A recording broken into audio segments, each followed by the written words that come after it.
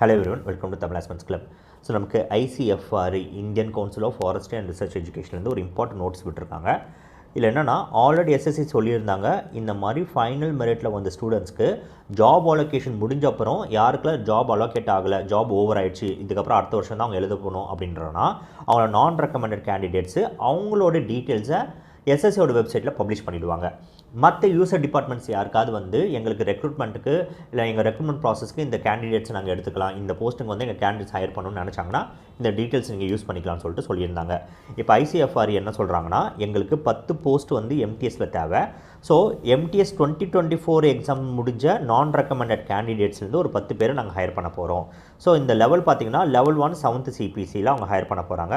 So இந்த MTS ஸ்டாஃபுக்கு வந்து அவங்க என்ன சொல்லியிருக்காங்கன்னா அவங்க சொன்னக்கூடிய வென்யூவில் இந்த பர்டிகுலர் டேட்டில் இந்த பர்டிகுலர் டைமில் வர மாதிரி சொல்லியிருக்காங்க.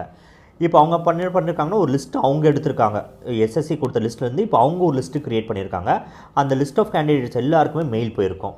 இப்போ 10 பேர் தான் அவங்க எடுக்க போகிறாங்கன்னா 10 பேருக்கு மெயில் அனுப்பியிருக்க மாட்டாங்க, ஒரு செட் ஆஃப் ஸ்டூடெண்ட்ஸ்க்கு அனுப்பியிருப்பாங்க. எல்லோரும் வர சொல்லிவிட்டு அங்கே ஒரு சின்ன ப்ராசஸ் நடந்து அதுலேருந்து ஒரு 10 பேரை செலக்ட் பண்ண போகிறாங்க. அப்போ யாருக்கெல்லாம் இதில் விருப்பம் இருக்குதோ அவங்களுக்கு மெயில் கிடச்ச உடனே நீங்கள் இந்த கேட்டகரியில் இருக்கீங்கன்னா அந்தந்த டேட்டில் சொன்ன மாதிரி அந்தந்த டைமில் போய்ட்டு நீங்கள் பார்க்கலாம். ஸோ இது வந்து ஜபல்பூரில் இருக்குது. இன்கேஸ் நீங்கள் யாரும் இன்ட்ரெஸ்டடாக இருந்தாலும் அவங்க மெயில்ஸ் செக் பண்ணிக்கோங்க. அவங்க இந்த மாதிரி லிஸ்ட்டு கொடுத்துருப்பாங்க. இதோட பிடிஎஃப் வந்து எங்கள் டெலிகிராம் சேனல் நாங்கள் ஷேர் பண்ணுறோம், நீங்கள் ஒரு தடவை பார்த்துக்கலாம். இல்லைனாலும் நீங்கள் மெயில்ஸும் செக் பண்ணிக்கலாம். இப்போ எஸ்சி பார்த்தீங்கன்னா ஒரு 30 ஸ்டூடெண்ட்ஸ் கிட்ட எடுத்திருக்காங்க. இது வந்து எப்படி பார்த்தாலும் ஒருத்தர் 2.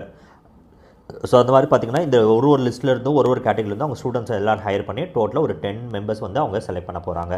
ஸோ அதுக்கான டீட்டெயில்ஸ்லாம் இது கொடுத்துருக்காங்க. இதோட பிடிஎஃப் வந்து எங்கள் டெலிகிராம் சேனல் ஷேர் பண்ணுறோம், நீங்கள் அதில் பார்த்துக்கோங்க. மறக்காமல் சேனலை சப்ஸ்கிரைப் பண்ணிக்கோங்க. தேங்க்யூ.